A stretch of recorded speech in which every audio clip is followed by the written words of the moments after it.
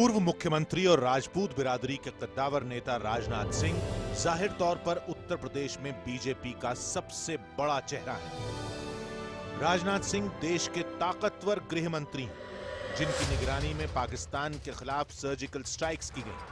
पाकिस्तान को साफ संदेश दिया गया कि मोदी सरकार उसे मुंह तोड़ जवाब देने से नहीं चूकेगी।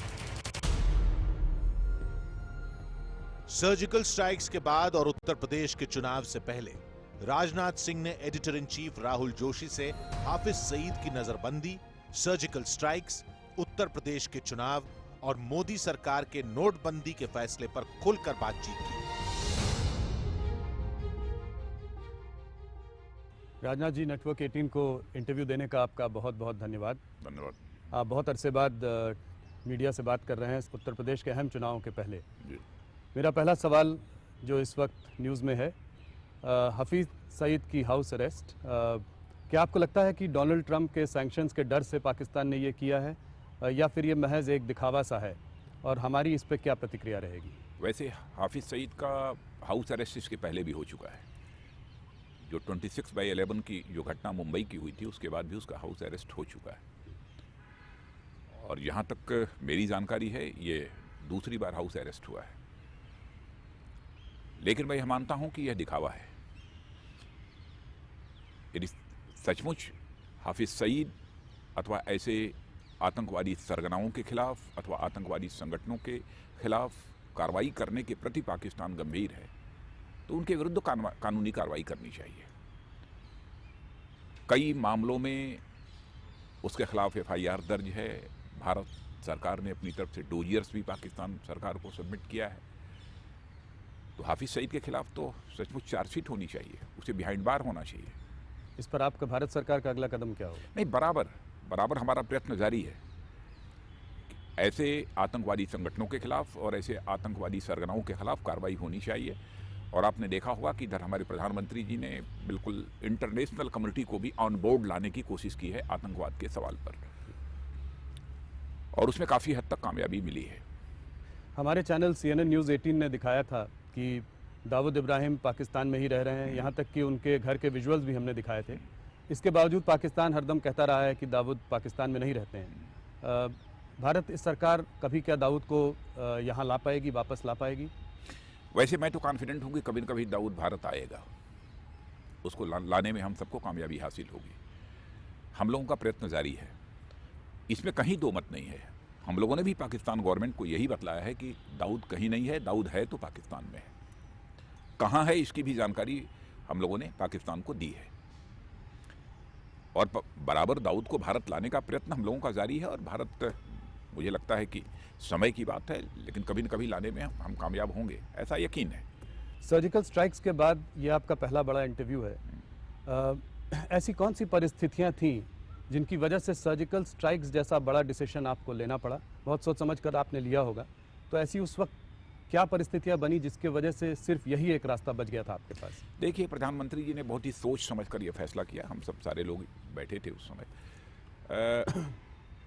वो इसलिए करना पड़ा क्योंकि जब उनके ऊपर हमला हुआ तो यह जानकारी प्राप्त हुई कि आतंकवादी हमला करने के बाद जो पाकिस्तान और भारत की सीमा है, उसके उधर जो लॉन्चिंग पैड है जहाँ से आतंकवादियों को बराबर भेजा जाता रहा है, वहाँ पर कुछ ऐसे आतंकवादी छिपे हुए हैं।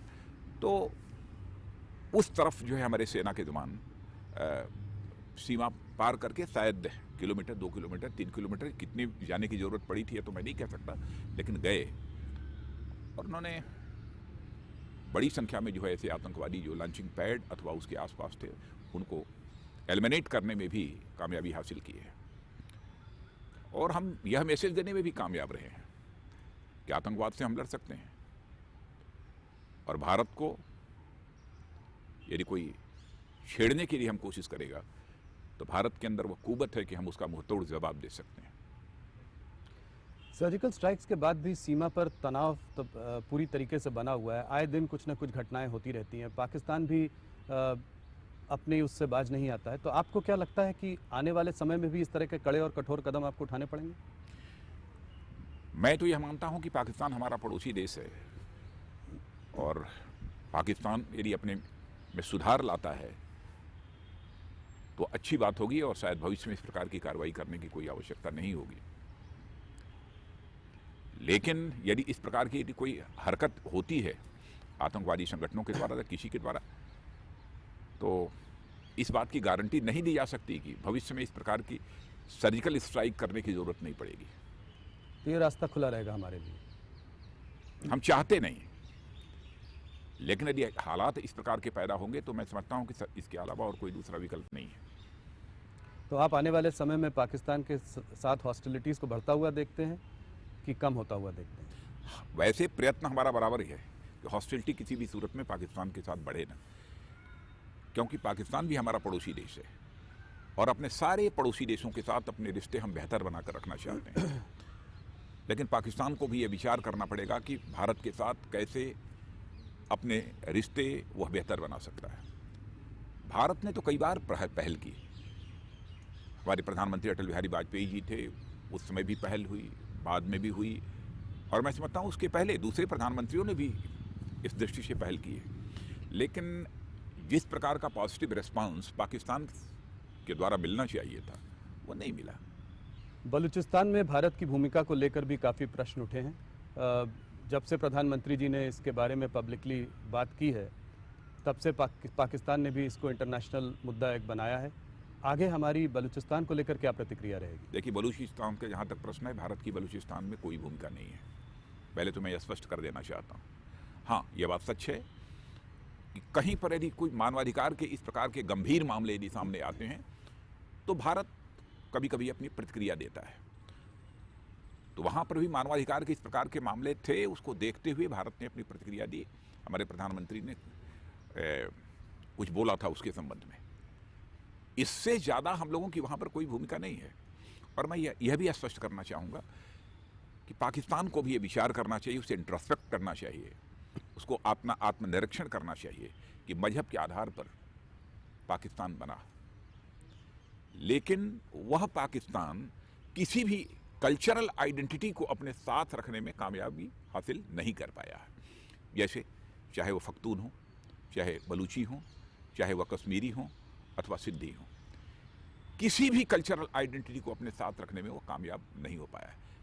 पाकिस्तान को विचार करना चाहिए क्या कारण है कि किसी को अपने साथ नहीं रख पाते हैं। लेकिन भारत में इस प्रकार का कोई संकट नहीं है। हमारे यहाँ हिंदू हो, मुसलमान हो, ईसाई हो, पारसी हो, कोई भी हो, सभी मिलजुल कर रहते हैं। पाकिस्तान से जुड़ा हुआ मसला कश्मीर का है। पिछले साल प्रधानमंत्री जी ने मुझसे एक इंटरव्यू में कहा था कि कश्मीर को विश्वास भी चाहिए, कश्मीर को विकास भी चाहिए। आपकी सरकार केंद्र में भी है, आपकी सरकार जम्मू कश्मीर में भी है। क्या आपको लगता है कि ये विश्वास आप लोग कश्मीरी में एक आम कश्मीरी में जागृत कर पाए हैं, विश्वास बना पाए हैं इस तरह का?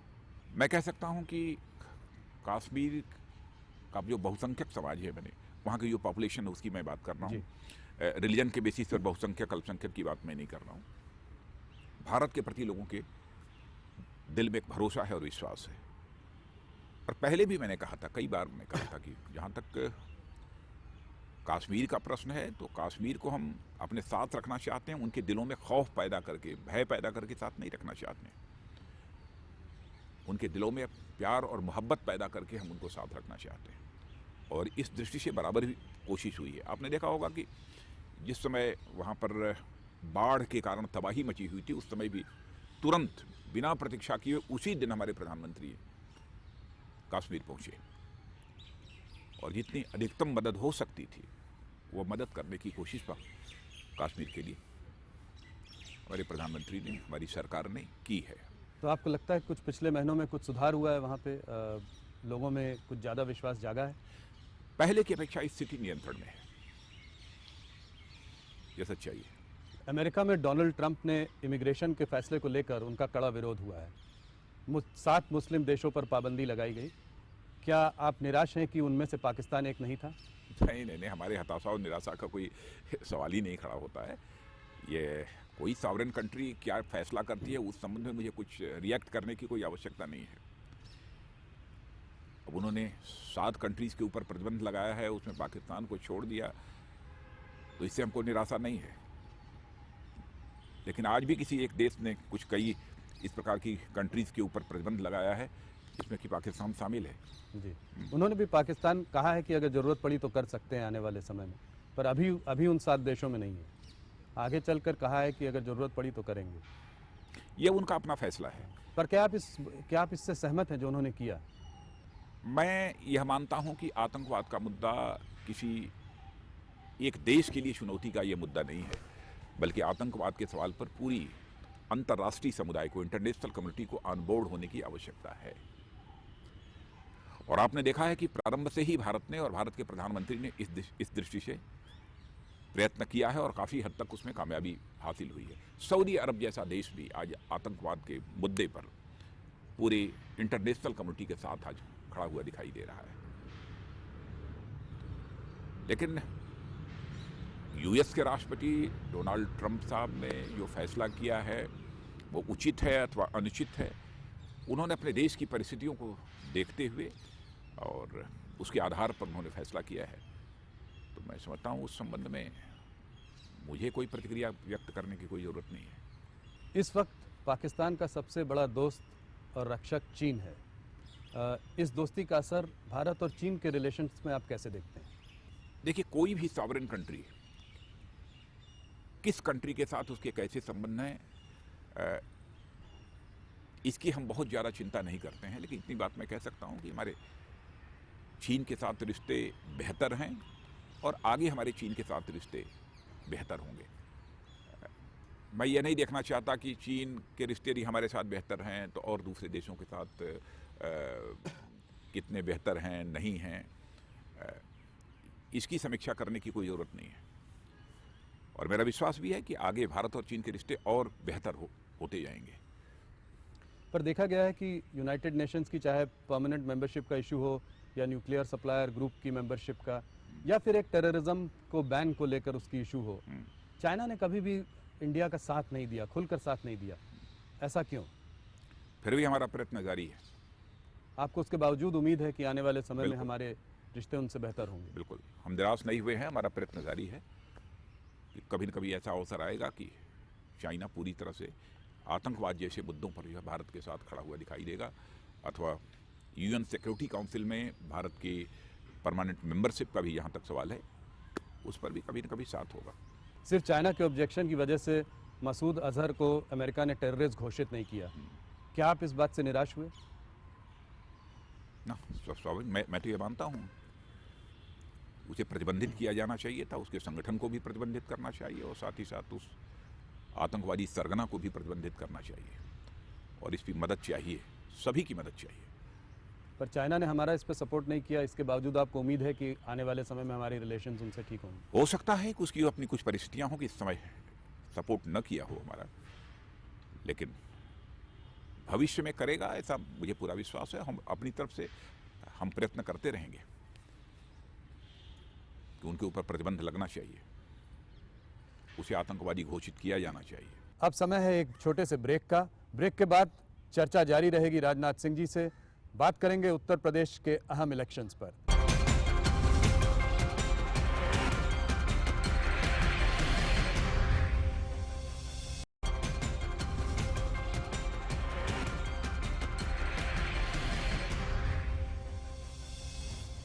राजनाथ जी, मोदी सरकार का सबसे बड़ा, सबसे बोल्ड कदम था डिमोनेटाइजेशन। क्या आपको लगता है कि नोटबंदी की वजह से ब्लैक मनी में कुछ असर पड़ा है, कुछ कम हुआ है, और इसका असली लाभ क्या हुआ है आम आदमी को? देखिए, इसमें कहीं दो मत नहीं कि नोटबंदी का जो फैसला ये बहुत ही एक बड़ा फैसला था और इसमें एक दृढ़ इच्छा शक्ति का इसमें प्रधानमंत्री ने परिचय दिया है। इसमें कहीं दो मत नहीं है। और यह जो फैसला लिया गया है वह किसी राजनीतिक लाभ को ध्यान में रखकर फैसला नहीं लिया गया है। यह फैसला लिया गया है इस राष्ट्रीय हितों को ध्यान में रखकर लिया गया है। और जहाँ तक काले धन का सवाल है, काले धन के संबंध में मैं कह सकता हूँ कि निश्चित रूप में काफ़ी हद तक कामयाबी इसमें मिली है। उसको रोकने में अथवा उसको बाहर लाने में कामयाबी मिली है। और मैं यह मानता हूँ काला धन ही नहीं, जो आतंकवादियों को भी जो फंडिंग होती रही है उस फंडिंग में भी काफ़ी कमी आई है। जैसे मैं जानता हूँ कि जो नक्सलवाद से प्रभावित क्षेत्र हैं, जिन्हें माओवाद जिसे कहते हैं, जिन राज्यों में हैं, वहाँ पर कई मामले ऐसे प्रकाश में आए हैं कि उन्होंने प्रयत्न किया, जो पुराने 500 और 1000 रुपये के नोट थे उसे चेंज कराने की उन्होंने कोशिश की, वो गिरफ्त में आए हैं वहाँ के एडमिनिस्ट्रेशन के, और उससे उनकी गतिविधियाँ भी प्रभावित हुई हैं इस नोटबंदी के फैसले के कारण। हवाला के कारोबार पर भी जो है काफ़ी प्रभाव पड़ा है, वो भी एक बिल्कुल बहुत ही कम हुआ है इधर नोटबंदी के फैसले के कारण। और वैसे हमारी सरकार की पूरी कोशिश यही है कि हम इस करप्शन को जहाँ तक हो सके हम इसको मिनिमाइज कर सकें, ब्लैक मनी का जनरेशन न हो, यह हमारा प्रयत्न है। इसीलिए आपने देखा होगा कि कैशलेस ट्रांजैक्शन की तरफ भी हम लोग देश को ले जाने की कोशिश कर रहे हैं।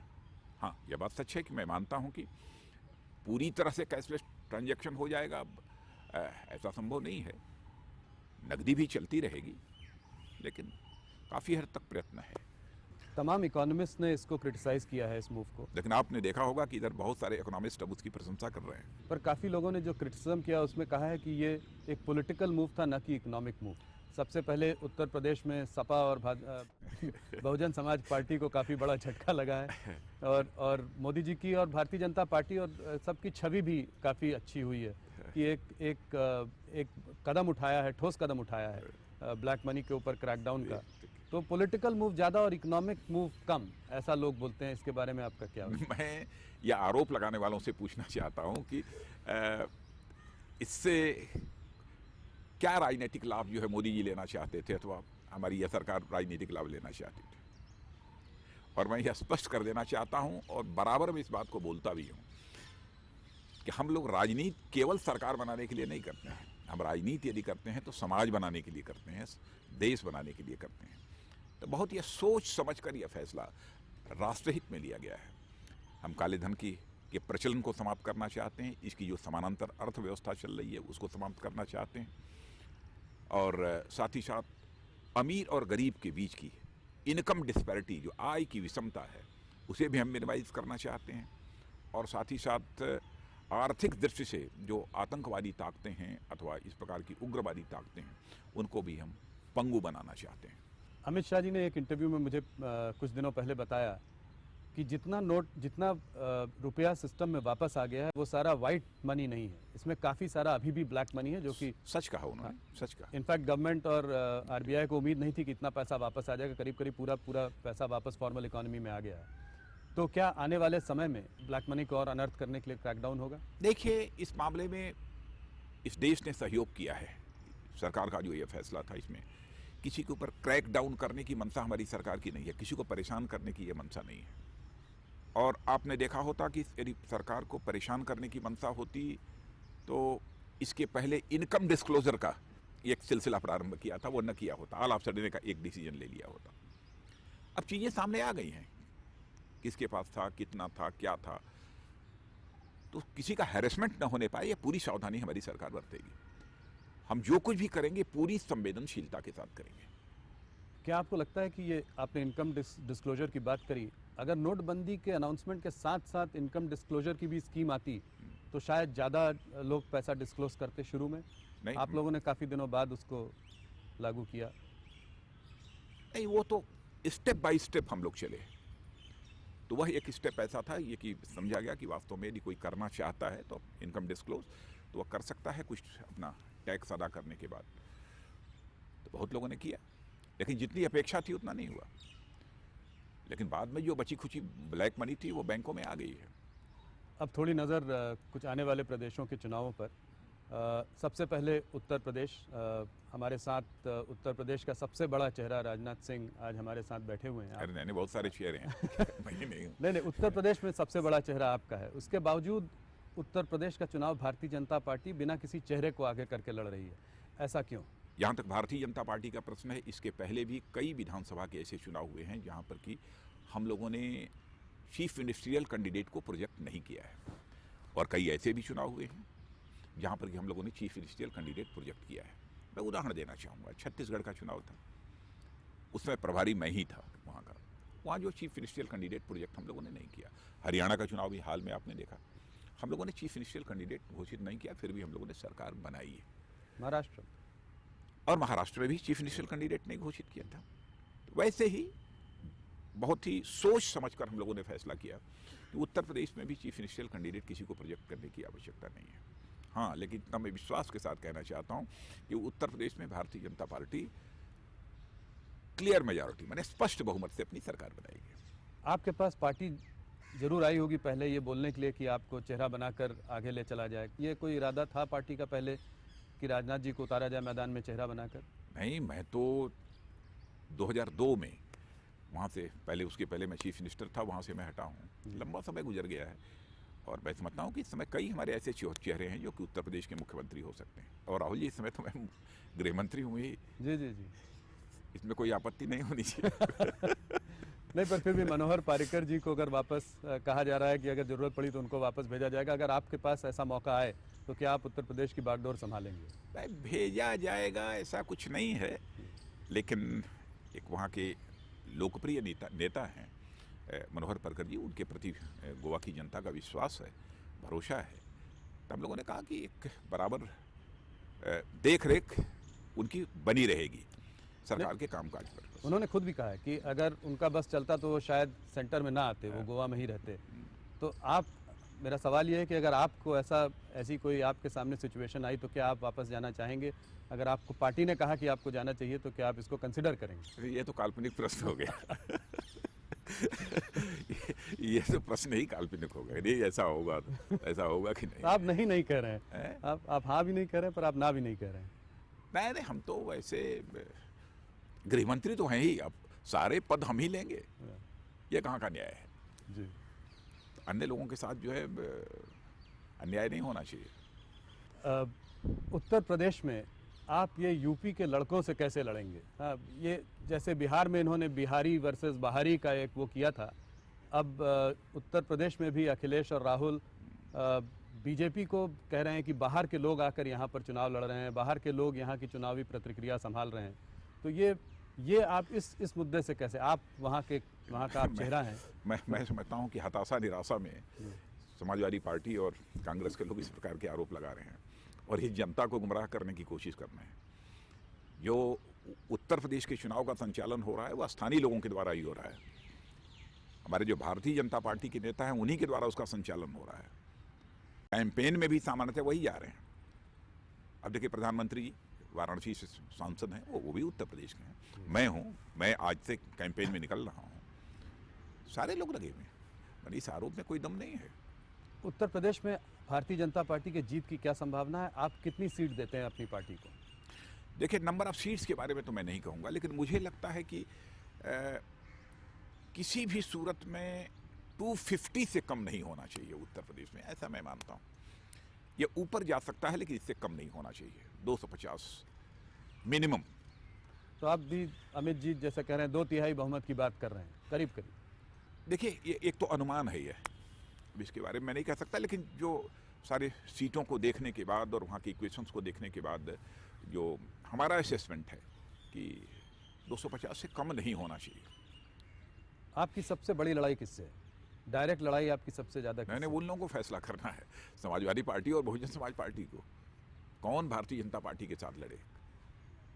अब आप देखिए, यदि बहुत ताकतवर यदि होते, उनके अंदर आत्मविश्वास होता, तो समाजवादी पार्टी और कांग्रेस ये दोनों एक दूसरे के साथ गठबंधन न करते।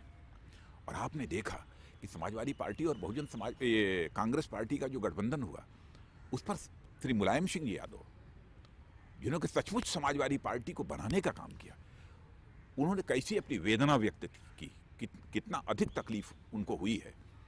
उन्होंने कहा कि मैं अपने जीवन में कल्पना नहीं कर सकता था कि हमारी समाजवादी पार्टी कांग्रेस जैसी राजनीतिक पार्टी, जिसने आज़ादी के 70 वर्षों में इस देश को बर्बाद किया है, तबाह किया है, यहाँ गरीबी बढ़ाई है, बेरोजगारी बढ़ाई है, भ्रष्टाचार बढ़ाया है, उस कांग्रेस के साथ समाजवादी पार्टी आज समझौता कर रही है।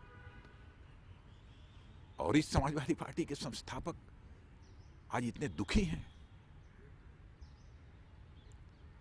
क्या कहा जाए।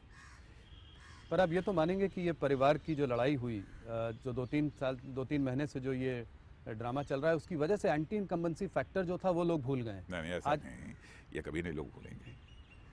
क्योंकि अब बात ये हो रही है कि अखिलेश ने डेवलपमेंट क्या किया और उन्होंने गठबंधन करके यादव वोट बैंक, मुस्लिम वोट बैंक और हो सकता है कांग्रेस का एक जो कोर वोट बैंक है, ऊपर से कुछ ब्राह्मण, ये सब भी शायद उनका रुझान भी देखिए गठबंधन की ओर हो जाए। उत्तर प्रदेश की जनता में राजनीतिक जागरूकता है और राजनीतिक दृष्टि से बहुत ही लोग सजग रहते हैं। ऐसा मानना कि उत्तर प्रदेश की जनता केवल जातिगत आधार पर ही अपने मतों का प्रयोग करती है, यह कदापि उचित नहीं होगा। अब भारतीय जनता पार्टी का जहां तक सवाल है, हमें तो सभी जाति और सभी वर्गों का समर्थन प्राप्त होता है। जाति, पंथ और मजहब की राजनीति करने वाले हम लोग नहीं हैं और इस आधार पर किसी को सोचना भी नहीं चाहिए। और झगड़े का जहां तक सवाल है, देखिए किसी परिवार में कलह होता है तो उससे मैं समझता हूं कि किसी को बहुत सुखद अनुभूति होती होगी, ऐसा नहीं होगा, होना भी नहीं चाहिए। हाँ, लेकिन उत्तर प्रदेश का नुकसान हुआ है। नुकसान इसलिए हुआ है कि पूरा का पूरा परिवार ही सत्ता में वहां पर था और परिवार सत्ता में ना होता तो कलह होती, चाहे जो कुछ भी होता, कभी मामला सुलझ जाता, वो तो अलग की बात है। लेकिन उस परिवार में कलह हुआ, उसके कारण जो है उत्तर प्रदेश की जनता को भी सफ़र करना पड़ा है, उसका खामियाजा भुगतना पड़ा है।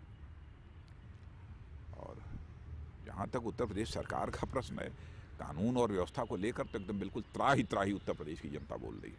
अब समय है एक छोटे से ब्रेक का। ब्रेक के बाद फिर बात करेंगे राजनाथ जी से।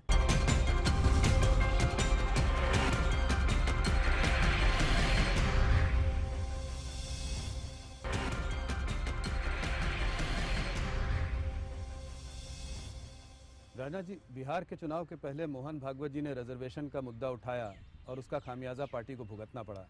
इस बार भी मनमोहन वैद्या जी ने कुछ इस रिजर्वेशन के मुद्दे को उठाकर बहुत ही मायावती को एक कार्ड दे दिया है। वो बहुत ही स्पष्ट नीति है भारतीय जनता पार्टी की, उन्हें मैं स्पष्ट कर देना चाहता हूँ, बहुत ही स्पष्ट कि जो आरक्षण की व्यवस्था चल रही है उसमें किसी भी प्रकार का छेड़छाड़ नहीं होगा। तो आरएसएस ये छेड़छाड़ क्यों करता रहता है चुनाव के पहले? नहीं, अब जैसे उन लोगों ने बाद में कहा कि जो कुछ भी उन्होंने कहा उसका जो उसकी गलत व्याख्या की गई, रॉन्ग इंटरप्रिटेशन था उनके स्टेटमेंट का, इसे क्लैरिफाई किया है उन लोगों ने। लेकिन भारतीय जनता पार्टी बार बार इस आरक्षण के सवाल पर अपनी नीति को स्पष्ट कर चुकी है। हाँ, लेकिन लोग अनावश्यक केवल जाति, पंथ और मजहब की जो राजनीति करने वाले लोग होते हैं ना, अनावश्यक भी इस प्रकार के मुद्दों को उछालने की कोशिश करते हैं और यही कोशिश की गई है। इलेक्शन के पहले थोड़ा केयरफुल भी रहना चाहिए लीडर्स को कुछ बोलने से। ये मुद्दे जरा नाजुक मुद्दे हैं, इनको उठाकर आप खुद भी अपने आप को अटैक के लिए वो करते हैं। इलेक्शन के पहले ही नहीं, बल्कि मैं मानता हूँ बराबर बोलते समय सावधानी बरतनी चाहिए, सजग रहना चाहिए। इस चुनाव में भारतीय जनता पार्टी नोटबंदी के मुद्दे को लेकर बहुत तेजी से आगे नहीं बढ़ रही है। क्यों नहीं बढ़ रही है? हाँ, लड़ रही। आपको लगता है कि डंके की चोट पर आप कह रहे हैं कि नोटबंदी अच्छा हुआ और हम बिल्कुल, वो एक बड़ा भारी चुनावी मुद्दा है। इसके पहले भी जो हमारी सार्वजनिक सभाएं हुई हैं, केवल उत्तर प्रदेश नहीं, देश के जिस भी राज्य में हुई हैं, पोस्टर्स में ये नहीं दिखाई पड़ रहा है ज्यादा। नोटबंदी के सवाल पर हमको एक ट्रेमेंडस रिस्पांस जो है जनता का प्राप्त हुआ है। और इसे आज से मैं कैंपेन उत्तर प्रदेश में शुरू करना हूँ। इसके पहले मैं पंजाब गया था, गोवा गया था कैंपेन के लिए, वहाँ पर मैंने नोटबंदी की बात की है और उस पर ट्रेमेंडस रिस्पांस हमको मिला है। हम इस सवाल को तो जनता के बीच रखेंगे, क्योंकि इधर कुछ मैनिफेस्टो में भी देखा गया है कि हिंदू एक्सोडस, पलायन की बात ज़्यादा हो रही है। काउ स्लॉटर पे आप लोग काफ़ी बातें कर रहे हैं, ट्रिपल तलाक पे भी बात हो रही है, यहाँ तक कि कुछ हेलीकॉप्टर सर्विसेज चालू करेंगे, वो भी कुछ हिंदू स्थलों पे, प्रयाग हो गया, बनारस हो गया, चित्रकूट हो गया, मथुरा हो गया। तो ऐसा लग रहा है कि रिटर्न टू सॉफ्ट हिंदुत्व की बात है और इन मुद्दों पर ज़्यादा जोर दिया जा रहा है। पहले तो हिंदुत्व को डिफाइन करना पड़ेगा और हिंदुत्व को सुप्रीम कोर्ट ने भी डिफाइन कर दिया। आप किसी की बात मत मानिए, लेकिन कम से कम सुप्रीम कोर्ट ने जिस तरीके से हिंदुत्व को डिफाइन किया है उसे तो मानिए। और जहाँ तक एक्सोडस का सवाल है, लोगों के पलायन का प्रश्न है, इतना मैं आश्वस्त करना चाहता हूँ उत्तर प्रदेश की जनता को कि भारतीय जनता पार्टी की सरकार आने के बाद हम ऐसी मुकम्मल व्यवस्था करेंगे कि किसी का भी पलायन किसी भी सूरत में न होने पाए। मुकम्मल व्यवस्था करेंगे और पलायन के लिए यदि कोई किसी को बाध्य करता है तो उसके विरुद्ध कठोर कार्रवाई की जाएगी। अच्छा, जो आपने कहा कि हेलीकॉप्टर की व्यवस्था की जा रही है कुछ कहाँ आपने हिंदू स्थलों में, मैंने कहा वो भी ज़्यादातर हिंदू स्थल नहीं चाहिए। हिंदू स्थल होगा, मुस्लिम स्थल होगा, सिख स्थल होगा, कोई ऐसे स्थल है, बौद्ध स्थल होगा, तो वहाँ पर तो किसी भी सरकार की जिम्मेदारी है जिन लोगों की आस्था और श्रद्धा है उन लोगों को उस स्थान पर जाने के लिए साधन मुहैया कराए जाने चाहिए ताकि सहजता और सरलता के साथ लोग अपने श्रद्धा केंद्रों पर पहुंच सके। इसको मैं समझता हूं कि हिंदुत्व से अथवा अन्य किसी चीज़ से जोड़कर नहीं देखा जाना चाहिए। अब समय है एक छोटे से ब्रेक का। ब्रेक के बाद चर्चा जारी रहेगी राजनाथ सिंह जी से। बात करेंगे उत्तर प्रदेश के अहम इलेक्शंस पर।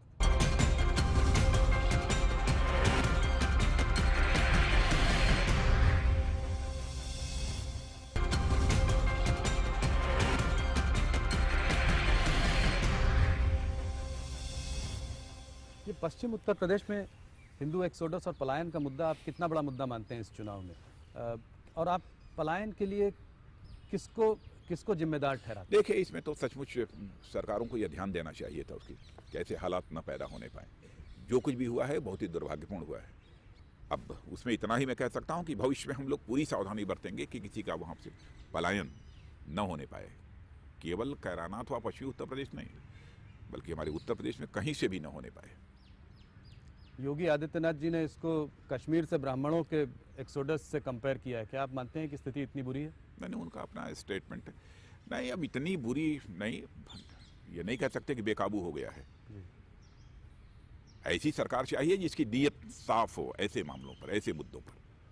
और आप कह रहे हैं कि समाजवादी पार्टी और बहुजन समाज पार्टी की नीयत साफ नहीं है इसमें? ना ना ना ना ना, क्योंकि ये सारी राजनीतिक पार्टियां जाति, पंथ, मजहब, धर्म की राजनीति करती हैं। समाज को बांट कर राजनीति नहीं की जानी चाहिए, समाज को जोड़ कर राजनीति की जानी चाहिए। इसलिए आपने देखा होगा कि जिस समय हम लोग चुनाव 2014 का लोकसभा का लड़ रहे थे, उस समय भी जो नारा दिया हमारे प्रधानमंत्री ने, यही दिया था, सबका साथ सबका विकास। इस चुनाव में राजनाथ जी, राम मंदिर का मुद्दा कितना अहम होगा? इस बार भी आपने मैनिफेस्टो में उसका जिक्र किया, अमित जी ने भी उसकी बात करी, पर हर बार जब आप लोग बात करते हैं तो उसको कॉन्स्टिट्यूशनल प्रोविजंस के घेरे में ले लेते हैं। तो लोग कहते हैं कि भारतीय जनता पार्टी हर चुनाव में मुद्दा तो जरूर उठाती है, पर कोई ठोस कदम नहीं उठाती इसको करने के लिए, राम मंदिर बनवाने के लिए। क्या आप मानेंगे इस बात को? पहले मैं स्पष्ट कर देना चाहता हूं कि राम जन्मभूमि का मुद्दा हमारे लिए कोई राजनीतिक मुद्दा नहीं है, बिल्कुल नहीं है। और राम जन्मभूमि के सवाल पर ऑलरेडी हाईकोर्ट का फैसला हो चुका है और अब भी यह मामला सुप्रीम कोर्ट में सब जुडिशल विचाराधीन है। तो मैं समझता हूं कि सुप्रीम कोर्ट के फैसले की हम लोगों को प्रतीक्षा करनी चाहिए। जैसे जैसे चुनाव पास आता जा रहा है वैसे वैसे आपके कुछ मोटर माउथ्स जो हैं वो कम्युनल कार्ड खेलने लगे हैं। जैसे संगीत सोम हो गए, साक्षी महाराज जी ने तो ये तक कहा कि हमारे मजहब में 4 बीवियां और 40 बच्चों की बात नहीं होती है। मौका मिलते ही शाहरुख खान पर टूट पड़ते हैं। तो इस तरह के पार्टी के नेताओं से आप क्या कहना चाहेंगे? नहीं, हमारा ये कहना है कि कभी भी राजनीति कम्युनल कार्ड्स के आधार पर नहीं खेली जानी चाहिए। किसी को भी, चाहे वो कांग्रेस हो चाहे सपा, अपने माध्यम से इस देश को, इस समाज को, जिस समाज में हम काम कर रहे हैं, कितना कंट्रीब्यूट कर पाते हैं। राजनाथ जी, आपका बहुत बहुत धन्यवाद इस इंटरव्यू देने के लिए और खुलकर हर सवाल का जवाब देने के लिए। बहुत बहुत धन्यवाद। बहुत बहुत धन्यवाद।